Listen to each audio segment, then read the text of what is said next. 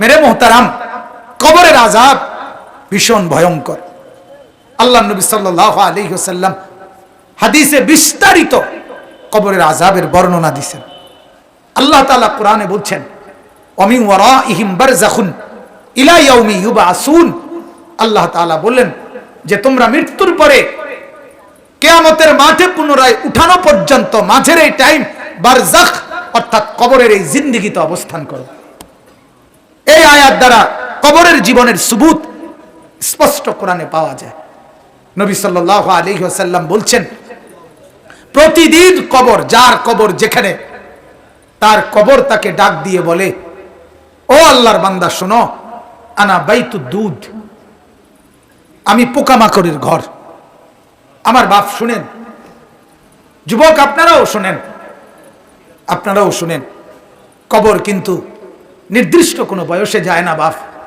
প্রতিদিন কোলের বাচ্চাও কবরে যায়, 90 বছরের বুড়াও কবরে যায়, 16 বছরের 20 বছরের তাগড়া জওয়ানও কবরে যায়। কবরস্থানে সব ধরনের লাশ আছে। এজন্য কবর ডেকে বলে, ও আল্লাহর বান্দা, আমি পোকামাকড়ের ঘর। সেই ব্যক্তি যে একটা মশারি ছাড়া, একটা সামান্য মশার কামড় সহ্য করতে পারো না, একটা মশা কানের কাছ দিয়ে গেলে তোমার ঘুম ভাঙ্গে যায়, মশারি টাঙ্গাও, কয়েল জ্বালাও, অ্যারোসল লাগাও, এত কিছু করে তুমি মশার একটা আওয়াজ থেকে, কামড় থেকে বাঁচতে চাও।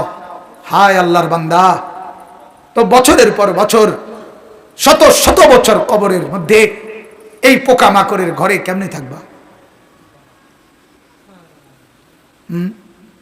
বলে,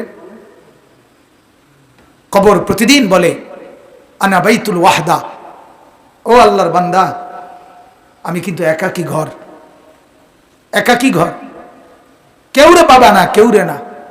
আমার বাপ, এই পৃথিবীতেও একাকিত্বের যন্ত্রণা বড় সাংঘাতিক। আপনার ঘরে যদি লক্ষ কোটি টাকারও মাল সামানা থাকে, খাদ্য খাবার, ফল ফলাদি সব আছে, সব আছে, শুধু স্ত্রী নাই, মা নাই, বাপ নাই, ছেলে নাই, মেয়ে নাই, কেউ নাই, আপনি শুধু একা, খোদার কসম এই একাকিত্বের যন্ত্রণায় ঘরের সব কিছু না, সারা দুনিয়াটাই আপনার কাছে বিষাদ মনে হবে, মনে হবে আমার কিছুই নাই। গত বছর আপনারা অনেকে শুনছেন হয়তো, এক ভদ্রলোক, ঢাকার শিল্পপতি, কোটি কোটি টাকার মালিক, গার্মেন্টস মেল ফ্যাক্টরির মালিক, ওই ভদ্রলোক একাকিত্বের কারণে, স্ত্রী নাই, ছেলে নাই, মেয়ে নাই, বিবিও দূরে সরে গেছে, ইউরোপ থাকে, ছেলেও থাকে বাহিরে, মেয়েও থাকে বাহিরে, একটা লোক নাই ফ্যামিলিতে। শুধুমাত্র এই একাকিত্বের কারণে এরকম মোবাইলে লাইভে সারা পৃথিবীকে জানাইয়া, সবার সামনে, সারা বিশ্বের চোখের সামনে এরকম কপালের মধ্যে পিস্তল ঠেকাইয়া নিজের জীবন নিজে দিয়ে দিছে, আত্মহত্যা করছে শুধু একাকিত্বের যন্ত্র। এজন্য কবর ডাক দিয়ে বলে, আনা বাইতুল ওয়াহদা, আমি একাকী ঘর, কাউকে পাবা না। আনা বাইতুল গুরবা, কবর বলে, ও আল্লাহর বান্দা, আমি অপরিচিত ঘর, কাউকে চিনবা না, ডানে বামে কিছুই বুঝবা না, মাটি ছাড়া আর কিছুই চিনবা না, আমি অপরিচিত ঘর। দুনিয়ার এক মানুষ আর এক মানুষের বাড়িতে গেলে মোটামুটি বুঝে, এই রুমটার সামনের রুম, প্লাস্টিকের দরজাওয়ালা, এটা বাথরুম, চুলা টুলা দেখা যায়, ওইটা রান্নার ঘর, মোটামুটি মানুষ আইডিয়া করে। কিন্তু কবর বলে, দুনিয়ার কোনো ঘরের সাথে আমার এই ঘর মিলবে না বাপ, কোনো কিছুর সাথে এটা মিলাইতে পারবে না, অপরিচিত ঘর। আল্লাহ আমাকেই মাফ করে দেন। এজন্য বাপ, অনুরোধ করছি, কবরের ফিকির করেন, কবরের ফিকির করেন। সাইয়্যিদুনা উসমান রাদিয়াল্লাহু তাআলা আনহু, হযরত উসমান নবীজির সাহাবী, উনি যখন কোন কবরের সামনে দাঁড়াইতেন তখন তিনি এই পরিমাণ ফাবাকা, কাঁদতেন, হাত্তা ইয়াবুল্লা লিহিয়াতাহু, কাঁদতে কাঁদতে তার দাড়ি পর্যন্ত ভিজে যেত। অন্যরা জিজ্ঞাসা করতেন, ও আমিরুল মুমিনিন, কবর দেখলে আপনি এমন করেন কেন? তখন তিনি বললেন, তুমি জানো না, এটাই তো আখিরাতের প্রথম মঞ্জিল, আউয়ালু মানজিলিম মিন মানাজিলিল আখিরাহ, আখিরাতের প্রথম ঘর, প্রথম স্টেশন মান নাজা মিনহু, এখান থেকে যে মুক্তি পাবে সে তো বাকি সব ঘাটিতে মুক্তি পাবে, এখানে যে আটকায়া যাবে সে তো সব ঘাটিতে আটকায়া যাবে। এই জন্য কবর দেখলে আমার ভয় হয়, না জানি আমার কবরে কি হবে, না জানি আমার কবরে কি হবে। হযরত ওমর রাদিয়াল্লাহু তাআলা আনহু, হযরত ওমর আমরা কিতাবে পড়ছি, ইন্তেকালের পূর্ব মুহূর্তে ওনাকে বর্ষা ছুরি দিয়ে আঘাত করা হয়েছিল এক কাফের বেঈমানে, নামাজ অবস্থায়, ফজরের নামাজ পড়া অবস্থায়। ওনার এমন হালাত হয়েছিল 3 দিন উনি মুখ দিয়ে কোনো খাবার দিলে এদিক দিয়ে বের হয়ে যাইতো, ওষুধ পানি সবকিছু।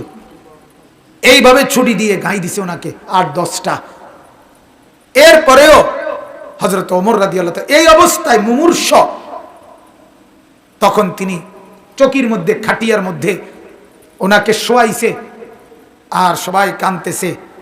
উনি তখন চোখের পানি ফেলে দিয়ে হযরত ওমর তার ছেলে আব্দুল্লাহকে বলছে, আব্দুল্লাহ আমাকে তুমি চকির থেকে, খাটিয়ার থেকে মাটিতে নামাও, আমি কবরে যাব কিছুক্ষণের মধ্যে, আমারে মাটিতে নামাও, আমার গাল মাটির মধ্যে ঘষা লাগাও, দা খাদ্দি আলাল আরদ, আমার গাল মাটিতে রাখো, আমারে মাটিতে ফেলায় রাখো, আসা রব্বি আইয়ারহামানি, যেন আমার আল্লাহর একটু দয়া হয়, আল্লাহ যেন আমারে মাফ করে দেয়।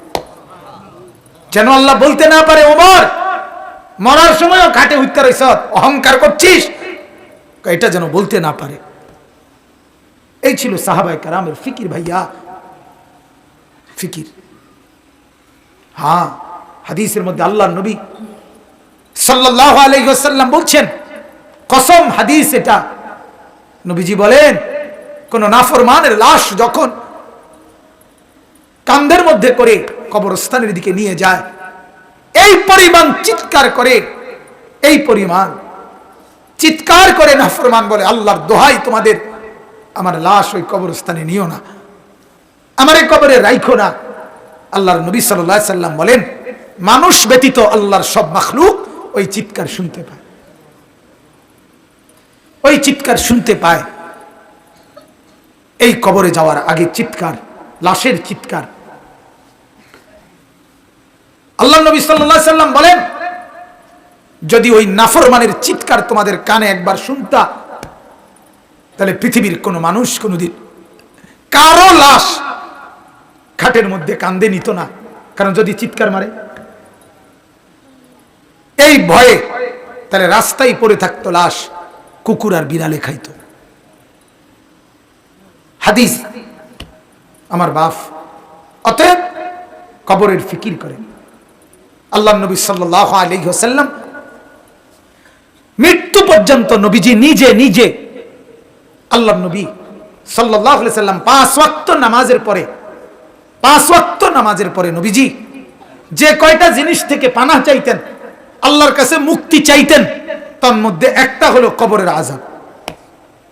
আল্লাহুম্মা ইন্নী আউযু বিকা মিন আযাবিল কবর, আল্লাহ কবরের আযাব থেকে বাঁচান, অমিন ফিতনাতিল কবর, কবরের মুসিবত থেকে বাঁচান।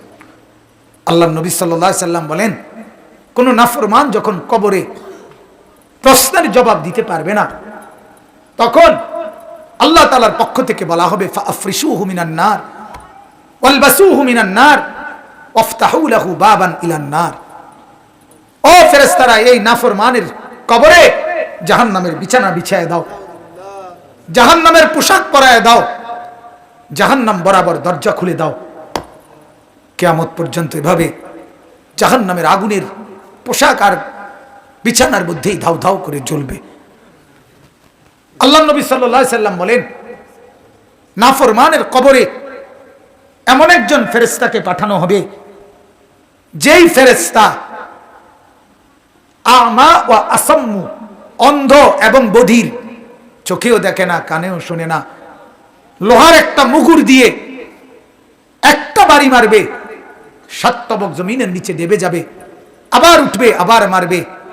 আর ওই নাফরমান কবরে চিৎকার করবে, ভীষণ কান্নাকাটি করবে, কিন্তু ওই ফেরেশতা তো চোখেও দেখে না, কানেও শোনে না, তোমার চিল্লানি শুনবে কি? আল্লাহ আমাকেই মাফ করে দেন। এজন্য রাত গভীরে আপনাদেরকে বললাম ভাই, আমাকেও বললাম উসিকুম ওয়া ইয়া, আপনাদেরকেও নসিহত করছি, আমাকেও। প্রত্যেকে কবরের প্রস্তুতি নেই। আল্লাহ তাআলা বলছে, বান্দা কি হলো? বান্দা হলোটা কি? মাটির উপরে একটা ঘর, সেটারে কত যত্ন করে সাজাইলা, কত দামি টাইলস, কত খাট পালং সোফা, ফার্নিচার, ফ্রিজ, এসি, দরজা জানালা, কত সুন্দর করে মাটির উপরের ঘর সাজাইলা। আহা বান্দা, তুমি কি জানো না মাটির নিচেও তো তোমার আরেকটা ঘর আছে, সে ঘরের নাম কবর। ওইটাকে সাজাইলা না কেন?